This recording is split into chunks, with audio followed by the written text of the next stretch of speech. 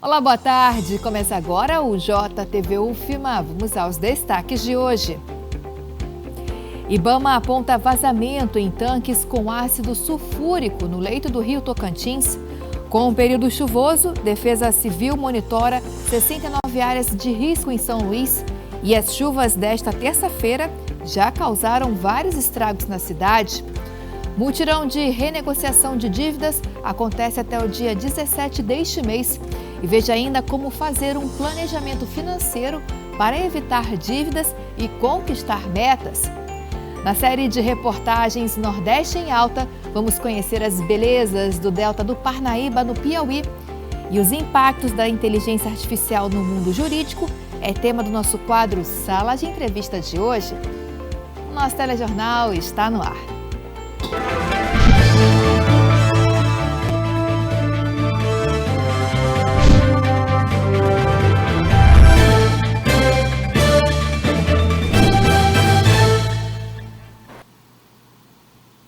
Terça-feira, 7 de janeiro, terça-feira chuvosa na Grande Ilha de São Luís. Vamos aos destaques de hoje com o Giro de Notícias.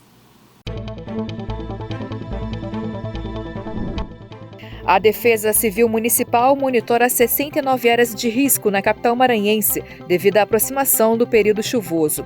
Em 2024, eram 72 pontos mapeados. O número reduziu devido às obras de drenagem profunda e contenção de encostas. Apesar da redução, os moradores devem continuar em alerta para os riscos de deslizamentos. Um princípio de incêndio foi registrado em um edifício empresarial no bairro Renascença na tarde desta segunda-feira. O Corpo de Bombeiros informou que o incidente foi causado por um aparelho de ar-condicionado no 14º andar. Os funcionários conseguiram controlar as chamas antes da chegada da equipe do Corpo de Bombeiros, que finalizou o trabalho. Ninguém ficou ferido. O Ibama confirmou a presença de fissuras no tanque de um caminhão com 23 mil litros de ácido sulfúrico que afundou no rio Tocantins após o desabamento da ponte Juscelino Kubitschek. Equipes do Ibama, Marinha e da empresa responsável monitoram os riscos ambientais. Outros 2 caminhões com cargas perigosas também caíram no rio, mas apenas um apresenta indícios de vazamento. E a forte chuva desta manhã causou vários estragos na cidade. Vamos ver. A chuva intensa, que começou desde as primeiras horas do dia, trouxe inúmeros transtornos para a população. Na região do Mercado Central, imagens mostram um cenário de caos, alagamento completo, carros quase submersos e muito lixo acumulado, dificultando ainda mais a drenagem da água. Na Avenida Kennedy, a pista também ficou alagada. Na estrada de Ribamar, o asfalto molhado causou acidente. Um ônibus deslizou na pista, colidindo com outro veículo, deixando o trânsito ainda mais caótico. Vale ressaltar que essa foi somente a primeira chuva do ano. Após as festas de fim de ano, agora o momento é de voltar à rotina e fazer aquela tabelinha sobre os gastos que o novo ano reserva, né? Um bom planejamento financeiro pode ser o diferencial para evitar dívidas e conquistar metas.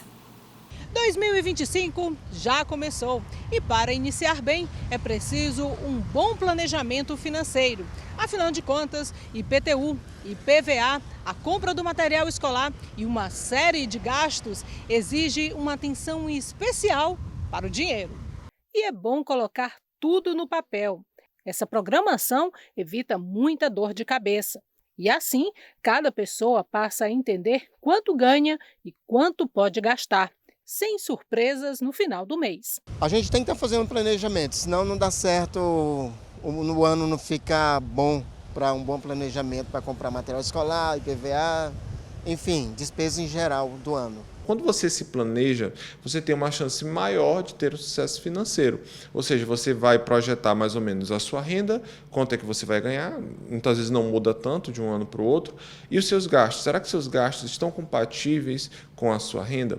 E os gastos, você tem que anotar tudo. Por exemplo, as parcelas de cartão de crédito que estão indo de um ano para o outro, os aumentos que tem nos seguros, renovação de matrícula de escola, os impostos que são devidos, como IPVA.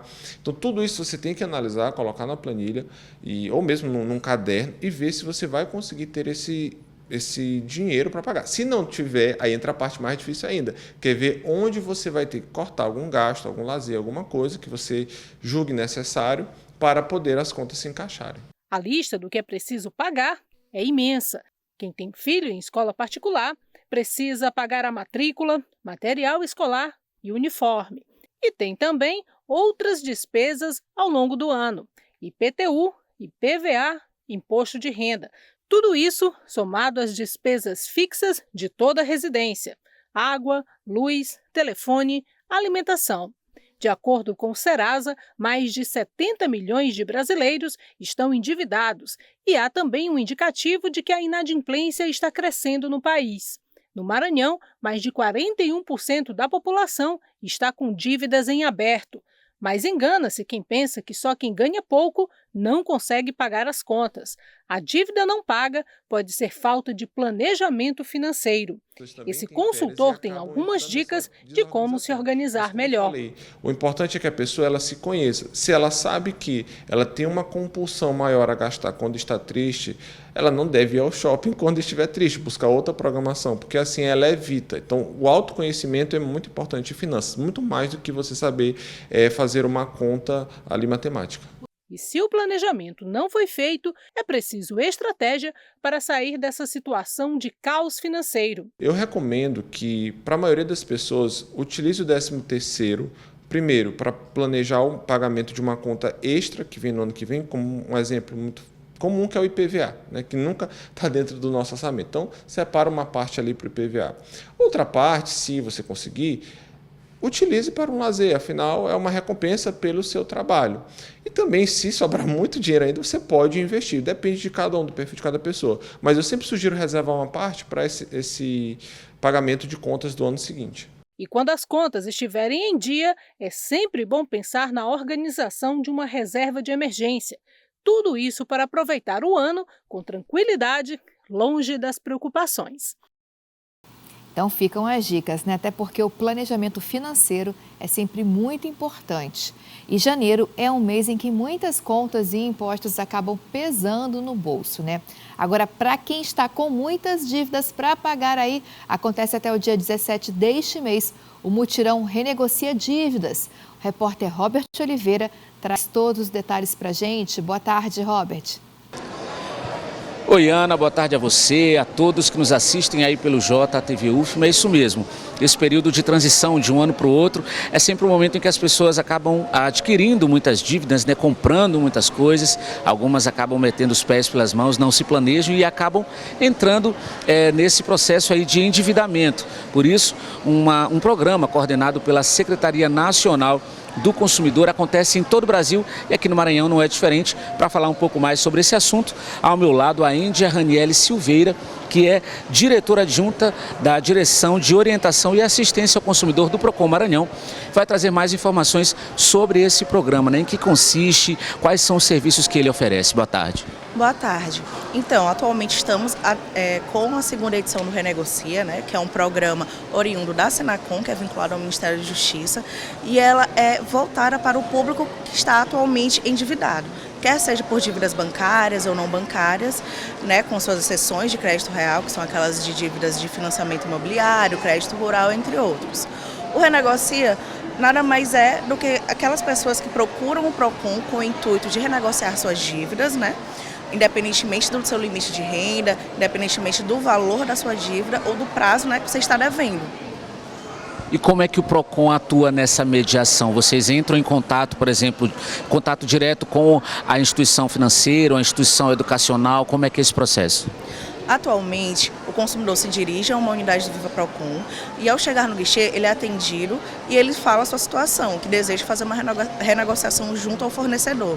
A partir disso, nos moldes do Renegocia, que o próprio Senacom forneceu para a gente por meio de um treinamento, abrimos a sua denúncia e enviamos ao fornecedor buscando as melhores propostas de renegociação, de parcelamento ou de qualquer outro benefício que o fornecedor possa ofertar ao consumidor. Ou seja, o Procon atua como mediador entre o consumidor e o fornecedor. Então, pelo que você está falando, essa renegociação pode acontecer, por exemplo, em qualquer agência do Procon pelo Estado? Exatamente, até mesmo pelo nosso site ou aplicativo. desde que o consumidor entre no site ou vá na unidade mais próxima da sua residência e nos envie os documentos ou traga os documentos pertinentes ao caso, como comprovantes de dívidas, contratos, cartas de notificações extrajudiciais ou mesmo uma notificação qualquer de que há a existência do débito e outros documentos básicos, como RG, comprovante de residência, entre outros. E vai até quando esse mutirão? Atualmente o mutirão vai até o dia 17 de janeiro e você pode estar acionando o PROCON de qualquer forma, quer seja pelo aplicativo, pelo site ou na unidade mais próxima da sua residência. Muito obrigado, viu, Índia, pelas suas informações. Então é isso, gente. O dia 17 de janeiro já se aproxima, então quem tiver alguma dívida aí, em alguma quitação a fazer, pode vir em qualquer agência do PROCON para participar aí desse mutirão, a oportunidade aí para começar o ano, Ana, sem dívidas, né? Essas foram as informações de hoje e eu volto com você. Obrigada, Robert. E os usuários do programa Nota Legal já podem solicitar o resgate de créditos para o abatimento do IPVA 2025. O resgate pode ser feito até o dia 31 de março e o limite do pedido é de 50% do total do IPVA. Lembrando, gente, que o crédito não pode ser usado para o pagamento de débitos em atraso. Para fazer o pedido, o usuário deve acessar o site oficial do programa Nota Legal, o notalegal.cefaz.ma.gov.br. Bom, depois que você quitou suas dívidas, fez seu planejamento financeiro para 2025, importante deixar aquela reserva também para aproveitar a vida e viajar. Durante toda esta semana, o nosso telejornal está passeando pelos principais pontos turísticos e belezas naturais do nosso Nordeste, em uma parceria com a TVE Bahia, criadora da série Nordeste em Alta. Hoje vamos conhecer o maior delta em mar aberto das Américas e o terceiro maior do mundo, o delta do Parnaíba, do Rio Parnaíba. A área de proteção ambiental do delta abrange 10 municípios, inclusive muitos aqui no Maranhão, né? Mas hoje vamos conhecer a área do delta no Piauí, em uma reportagem feita pela TV Antares.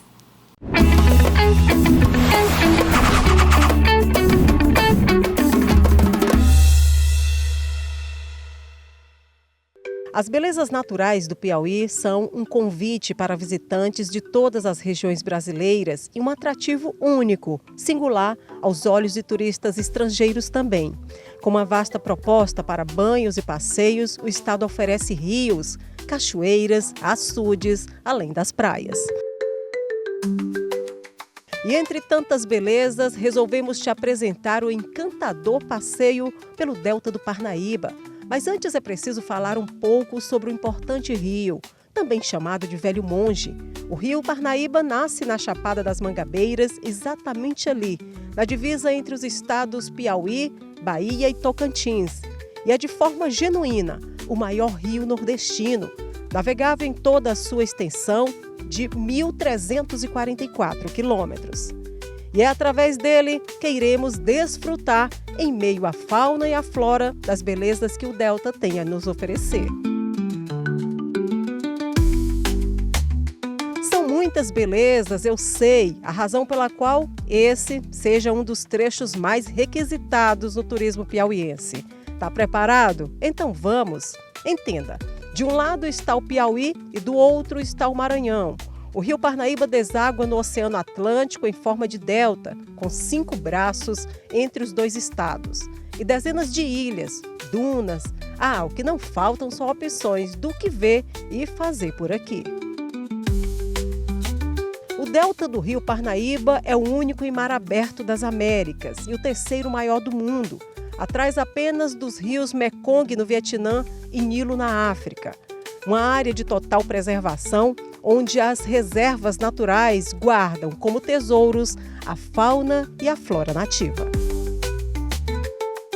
Durante o passeio do delta, que dura em torno de 3 ou 4 horas, nos é permitido ver a mata e nos manguezais exemplares da fauna nativa.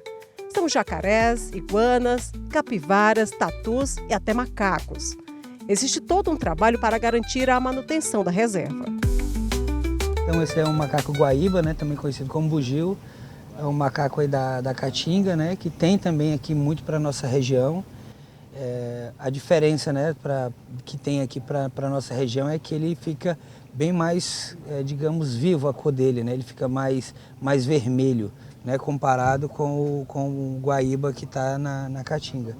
Então ele tem exatamente essa coloração mais forte, até pelo ambiente onde ele vive. A gente pode perceber, né, tá no período de floração, né? Então elas estão bem floridas, né, as árvores, exatamente já, né, aí para botar aí suas sementes aí para continuar fazendo o papel, né, de replantio aí natural das margens aí do rio. São mais de 70 ilhas compondo o delta do Parnaíba e ocupando um espaço de mais de 2.700 quilômetros quadrados. Embora a referência ao nome tenha sido dada a Parnaíba, que fica no Piauí, é importante dizer que 80% desse território fica em solo maranhense, se estendendo até o município de Tutóia.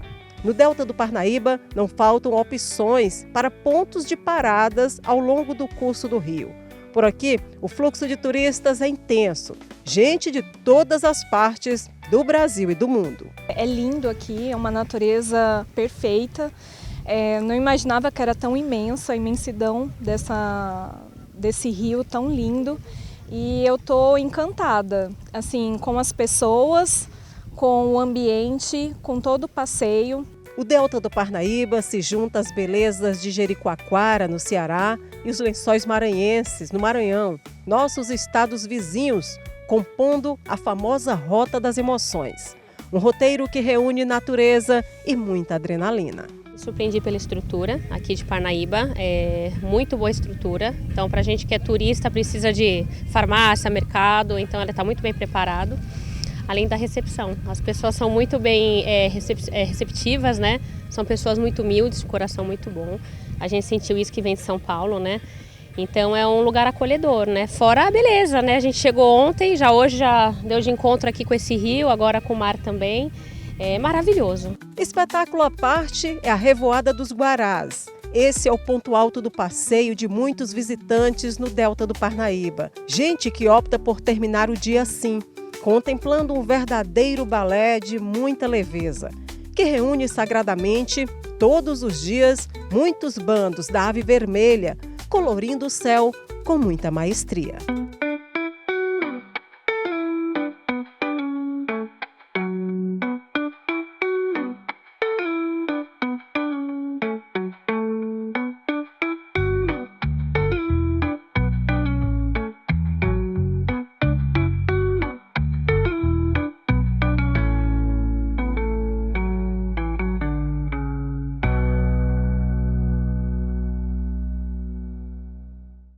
O delta do Parnaíba é realmente muito bonito, né?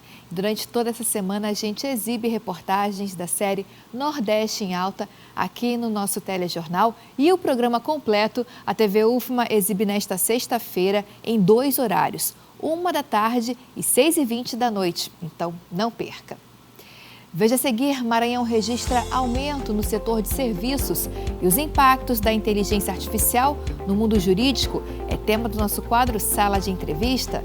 Vamos para o intervalo e voltamos já já.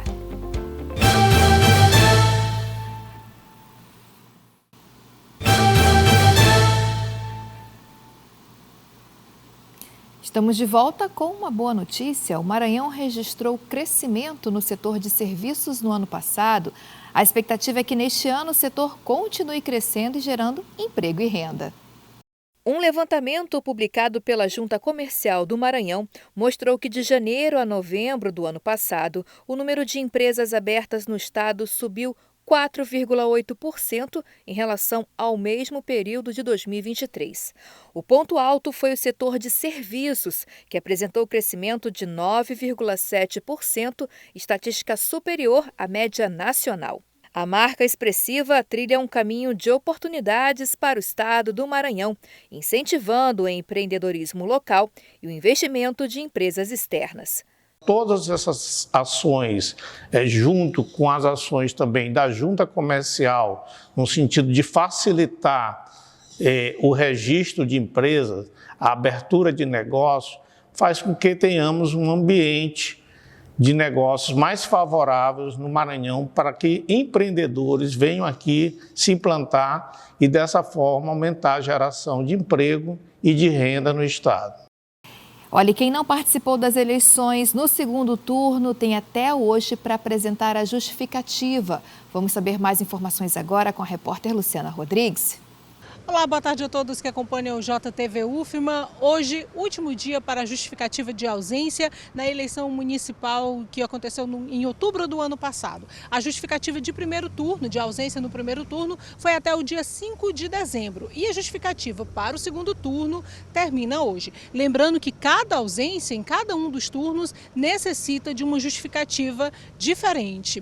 A justificativa ela pode ser feita por meio do aplicativo e-Título. Nesse caso, é preciso que o título de eleitor esteja ativo. Também pode ser feita por meio do site da Justiça Eleitoral, o TSE, ou qualquer site de um TRE.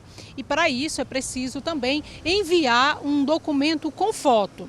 No caso de justificativa presencial, ela pode ser feita aqui em São Luís, no Fórum da Justiça Eleitoral, que fica na rotatória, que vai para Madredeus até às 18 horas. Lembrando que a não justificativa gera multa e a ausência em 3 votações consecutivas também gera uma série de restrições, como, por exemplo, não é possível tomar posse em concurso público, se servidor não pode receber a remuneração, também não é possível realizar matrícula em escola pública, também não pode solicitar passaporte, uma série de restrições, como eu falei. Então é bom ficar atento ao prazo, termina hoje, até às 18 horas, pode ser feita a justificativa de ausência na eleição passada. Eu volto com você no estúdio, Ana. Obrigada, Luciana. E o assunto agora é tecnologia. A inteligência artificial ganhou espaço significativo no mercado jurídico, trazendo muita inovação e eficiência. Uma pesquisa, inclusive, apontou que 47% dos advogados em países como Canadá, Reino Unido, França, Estados Unidos e outros acreditam que a IA está transformando os negócios jurídicos, otimizando processos e reduzindo o tempo gasto em tarefas repetitivas. Esse é o nosso assunto de hoje do quadro Sala de Entrevista. A jornalista Luísa Rabelo recebe o advogado Felipe Jansen.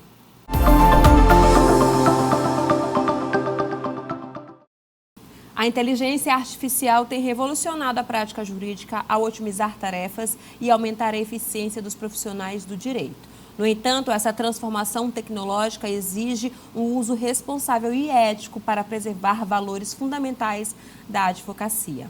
Hoje eu converso com o advogado Felipe Jansen, que nos traz mais informações acerca dessa discussão. Boa tarde, Felipe. É um prazer recebê-lo. Muito boa tarde. Felipe, eu comecei falando dos valores fundamentais aí, inerentes à advocacia. Que valores são esses? A preservação da ética, né, como você bem pontuou, que é muito importante não só na advocacia, mas como todo exercício profissional.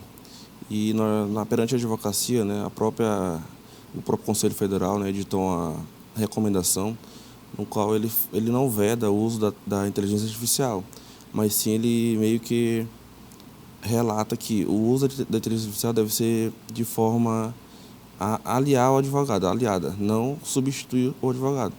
Eu acredito que qualquer hipótese de profissão, seja no ramo do direito, seja em qualquer outro ramo, a valorização profissional ela deve ser estar sempre em evidência, né, do próprio profissional. E aí um marco importante nesse cenário foi aí a aprovação da Lei de Inteligência Artificial pela União Europeia. Eu queria saber qual é a importância e o impacto disso de uma maneira global. A União Europeia, como você bem pontuou, recentemente aprovou a Lei da Inteligência Artificial, né? E isso tem tendência a dar um grande impacto global, no sentido de... digamos que ela está no futuro próximo e inevitável, porque nós vemos aí em diversas áreas, todos os profissionais estão buscando por celeridade, né, empresas, e de modo que essa celeridade ocorre, mas cada profissão, né, tem que valorizar o seu profissional. Então, eu acredito que uma inteligência artificial ela não tem capacidade de substituir uma pessoa, digamos assim, né? E essa lei também, então, ela de certa forma, ela dá o norte para as outras nações, não é isso? Sim, porque, como você sabe, a União Europeia é uma potência, né? Então, ela adquirindo, ela vendo um ponto positivo nesse sentido, eu creio que ela vem a impactar, né? A globalização, digamos assim, as outras nações, né, que estão ali nos entornos. E como é que a OAB se posiciona diante do uso da inteligência artificial aqui na advocacia do nosso país? A OAB, ela editou a regulamentação esse ano, 2024, no qual ela, como já bem pontuei, né, ela não quer que ocorra a quebra da ética, a quebra dos valores profissionais da advocacia, e ela deixa bem claro que a inteligência artificial ela deve ser utilizada de maneira, como é que eu posso dizer, de maneira tranquila, né? Não exacerbada, porque o que venha, se for utilizado de uma maneira mais complexa, né? Mais habitual, ela fere sim a ética, né? E a valorização profissional, que como nós sabemos, o direito ele não é a ciência exata.